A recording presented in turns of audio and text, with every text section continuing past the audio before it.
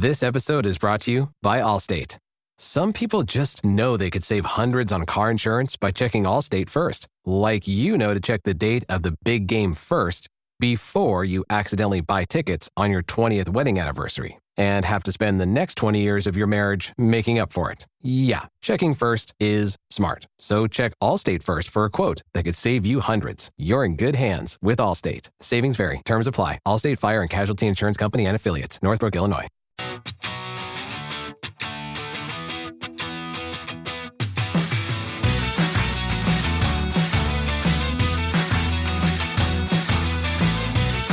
Welcome back to Rams Up, your favorite LA Rams podcast.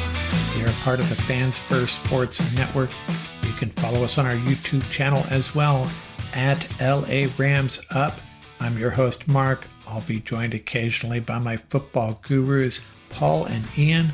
Let's get to it.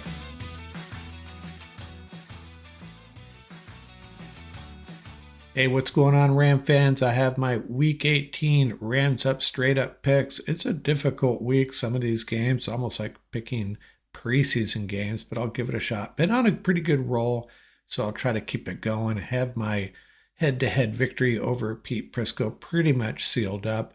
And those power rankings, everything's kind of settling into place, I think. I think the Minnesota-Detroit game could shake things up a little bit, a couple of other games. Before I get started, going to go on a little mini rant here. I don't really pay too much attention to the Pro Bowl. It's nice when your team gets some selections, and it's a bummer when you don't.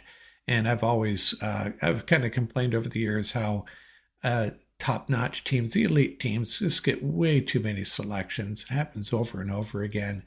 This year, Puka not getting selected, I kind of get it when you look at the guys that did get selected in the NFC, Justin Jefferson, CeeDee Lamb, they're deserving. Puka missed some games, and that hurt his cause probably. Amon, Ross St. Brown, same thing. I get it. Terry McLaurin, I don't know, man.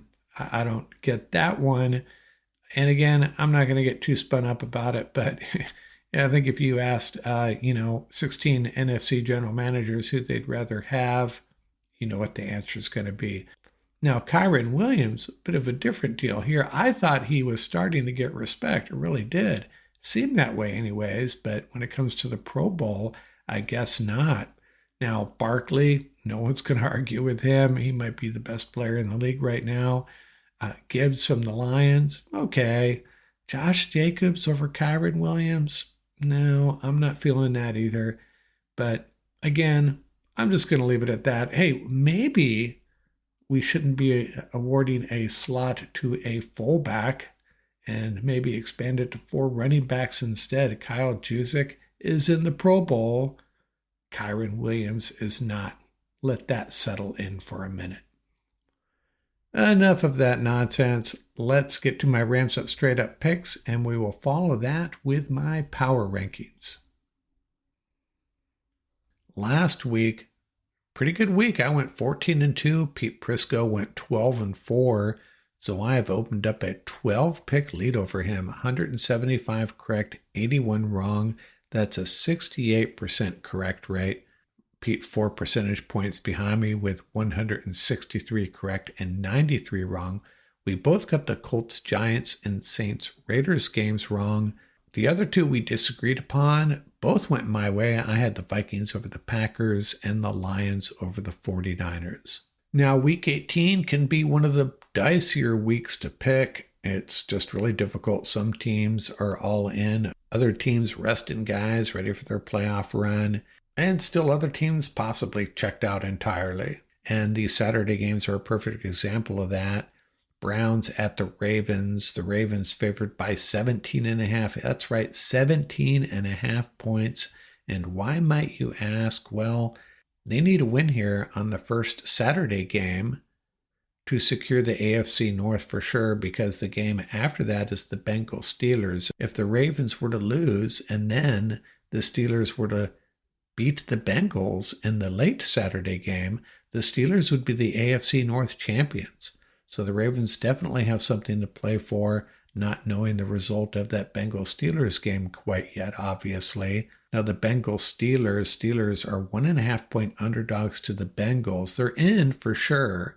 And if the Ravens have already won, game becomes much less important to them. Actually, you think they'd put the Steelers-Bengals game first, right? But Ravens-Browns first, and we assume the Ravens win, and then the Bengals versus the Steelers. Steelers really won't have much to play for, while the Bengals still have a shot at the playoffs. If they can win this game, and they are favored, and then the Chiefs beat the Broncos, and then the Jets beat the Dolphins on Sunday, the Bengals would be in. And your first thought is probably, well, the Jets might upset the Dolphins, but how are the Broncos going to beat the Chiefs? Well, Broncos are actually heavy favorites because the Chiefs have nothing to play for, going to be sitting out a bunch of guys. But let's stick to these two games first. Browns versus Ravens. I'm going to take the 17.5-point favorites to win, the Ravens at home, by the way. And I'm going to take the Bengals over the Steelers. That game's in Pittsburgh. So in that scenario, the Ravens are your AFC North champions and the Steelers. I won't get into all the minutia, but they could end up as the 5 seed playing at Houston, or they could end up as the 6 seed and they'd be playing the Ravens in Baltimore. Now, if they somehow manage to pull it off, winning against the Bengals while the Ravens are losing to the Browns, and they would be hosting the LA Chargers. The next two games, NFC South battles, the Panthers at the Falcons -9, the Saints at the Bucks -13. And the Falcons and Bucks both have something on the line. That's why they are heavy favorites, while the Panthers and Saints may be more motivated to lose. Not saying the players are, but the general manager and scouting department is probably hoping they lose. Bucks win and they are in. They are the NFC South champions. If they lose and the Falcons lose, Bucks are in. If the Bucks lose and the Falcons win, it is the Atlanta Falcons that will be the NFC South champion. Both these teams, both playing at home, and I think they both win, although the Panthers could give the Falcons a little bit of a battle. Next two games on the docket here, the Bears at the Packers -9 and the Commanders at the Cowboys +4.5. And, the one problem with the Washington Commanders, their new name is, it's too many letters, really creates a problem fitting them on a slide. That's all I'm going to say about that. But these two games are related. Right now, the Packers are the 7 seed. The Commanders are the 6 seed in the NFC. And the only way that changes is if the Packers win and the Commanders lose. The NFL has smartly scheduled these games at the same time. Makes sense, right? That's what they tend to do. Packers will roll over the Bears, and the Commanders at Dallas should be a fun game. Would not be surprised if the Cowboys pulled off the upset here and helped the Packers out, but I am going to take the Commanders. What's up next? We have the Bills at the Patriots. Bills favored by 3. And the Giants at the Eagles. Eagles favored by 3. And these games have similarities. Well, 2 similarities. The first one is they're basically meaningless. And the second is we got a couple of number 2 seeds in these 2 games. The Bills are locked in as the number 2 seed in the AFC. And the Eagles locked in, same deal, in the NFC. Trailing 2 teams with 14 wins, but they play each other, so the Eagles have no hope of improving their seeding. Makes it really difficult to predict these games. The Patriots, the number 1 pick in the NFL draft, are they going to screw that up? I don't think so. I think the Bills are going to win. And as meaningless as this game is for the Eagles, I don't care who plays for the Eagles, they'll beat the Giants at home. Next 4 games on the slate. Jags at Colts. Colts favored by 4.5 at home. They really blew their chance last week. I think they'll rebound here. Break in form. Usually pick the Jags, it seems like. I'll take the Colts in this one. Texans at the Titans. Titans favored by 1. Texans will be sitting out a bunch of guys as they prepare for their playoff opener. And I guess I'll take the Titans here. Who the heck knows? 49ers at the Cardinals. This is like picking preseason games, some of these. 49ers a 1-point favorite playing in Arizona. Two really inconsistent teams. What do you do with this one? I guess I'll take the Cardinals. Who knows? Flip a coin on that one. And then the one game that does count for something, the Chiefs at the Broncos. Broncos favored by 10. Why? Well, we talked about it when we were talking about those other games being played in the AFC. Broncos win it and they're in. Chiefs, the number one seed, locked down. The Broncos at home as well, so they will win this game. If they blow this, they don't deserve to be in the playoffs, and they won't be in the playoffs. Dolphins at the Jets, being played at the same time as that Chiefs-Broncos game. Now remember, Broncos lose, Dolphins win. The Dolphins are in the playoffs and the Broncos are out. If the Bengals win Saturday and both of these teams lose, the Bengals are in. So these two games are extremely important. So both teams will be scoreboard watching a little bit, whether they admit it or not. Dolphins got to play in the cold, I assume, in New York. I think they win this game. The Jets and Aaron Rodgers, man, kind of pathetic. Chargers at the Raiders. Chargers favored by 5.5. Chargers playing really good football. Finally got their offense running on all cylinders. They will win this game. Vikings at the Lions. This is the big one. Sunday night for all the marbles. Lions favored by 2.5. Both teams playing really good football right now, although the Lions defense a little suspect. In Detroit, I think the Lions win this one. I'm kind of pulling for the Vikings. I would love to see the Lions drop to the 5 seed. That would be kind of sweet. Kind of changed how I feel about the Lions. Used to kind of pull for them. Not anymore, but I think they win this game. And the final game, Seahawks at the Rams. Seahawks favored by 3. They'll probably be going out a little bit more than the Rams will. Maybe padding some stats along the defensive front there is my concern. If the Rams play a bunch of backups along the offensive line, it could get a little ugly depending on their temperament there, how aggressive the Seahawks want to be getting to Jimmy G, though I assume the Rams will be handing the ball off to the likes of Ronnie Rivers and hopefully Cody Schrader. McVay indicating Blake Corum's going to get a heavy workload, thought he might sit it out as well, so it's probably going to be Corum, Cody Schrader, and some Ronnie Rivers as well. But I'm going to take the Seahawks in this fairly meaningless game. Well, it counts for the Rams. They likely will drop to the 4 seed if they lose this, but I'm okay with that. I think Sean McVay is okay with that as well. So I'll take the Seahawks. Those are my Rams up straight up picks. Got it locked up over Pete Prisco. 12-pick lead over him. That's not going to change this week, so I will celebrate my winning season. And we'll continue this into the playoffs where it'll get a little bit more hairy, a little bit more difficult picking straight up winners for sure. And how about these power rankings? We'll start out with the green room. I have one team moving in and one team moving out. Moving out is the Seattle Seahawks, out of the playoffs, and they beat the Bears 6-3 on Thursday night, and that there is enough for me to move them out of the green room. Shouldn't even be getting a sniff of the top 12 at this point. And moving in, the Cincinnati Bengals, and I've been harping on this for a while. They are a team that if they can find a way to get into the playoffs, looks like pretty slim chances right now. They will be a really dangerous team.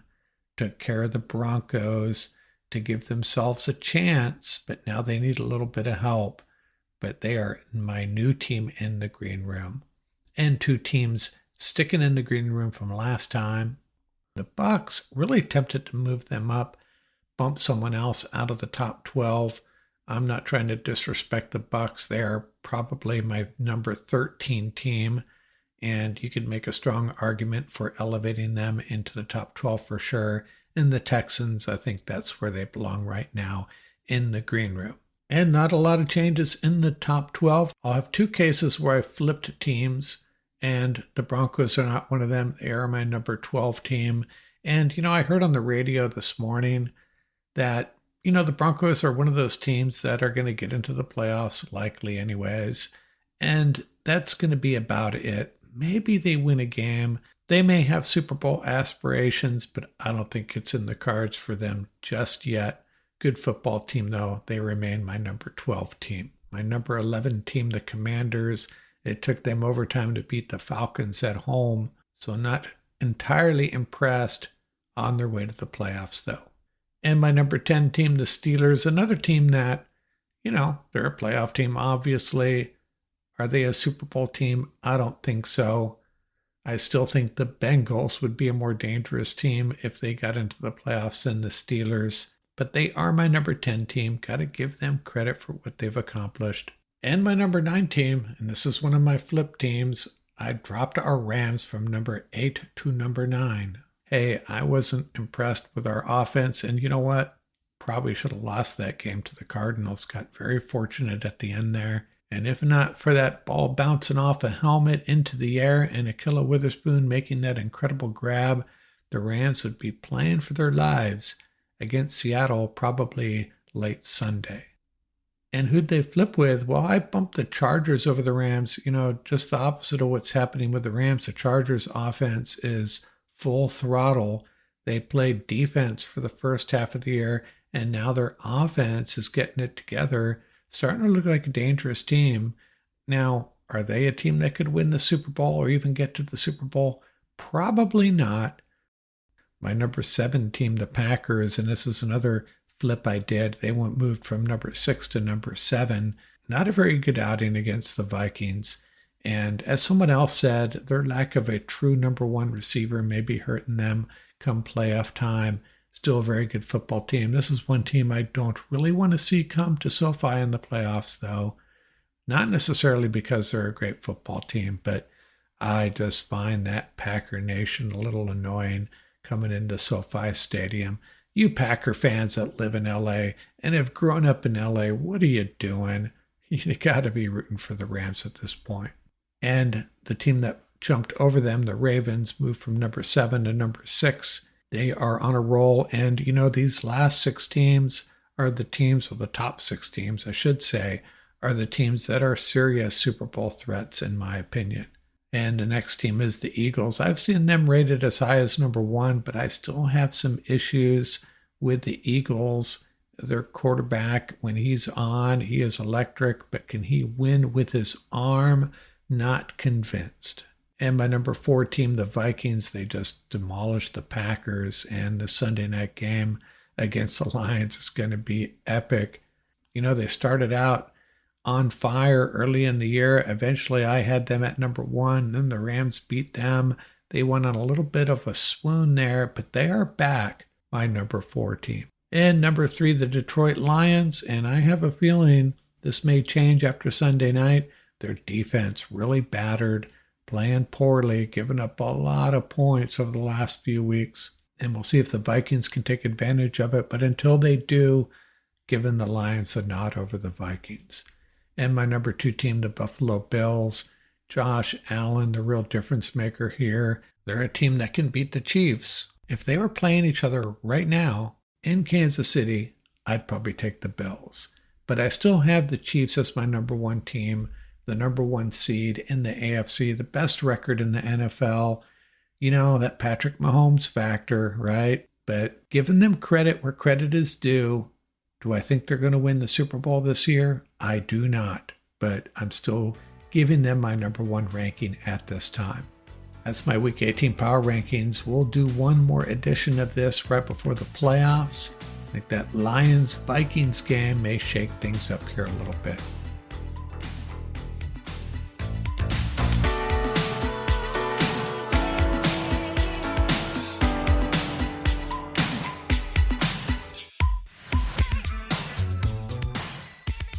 That's going to do it for this episode. Remember, you can reach us at ramsuppodcast@gmail.com. And don't forget about our YouTube channel. Our handle is at laramsup.com. Till next time, keep the horns up, stay safe, and have fun out there.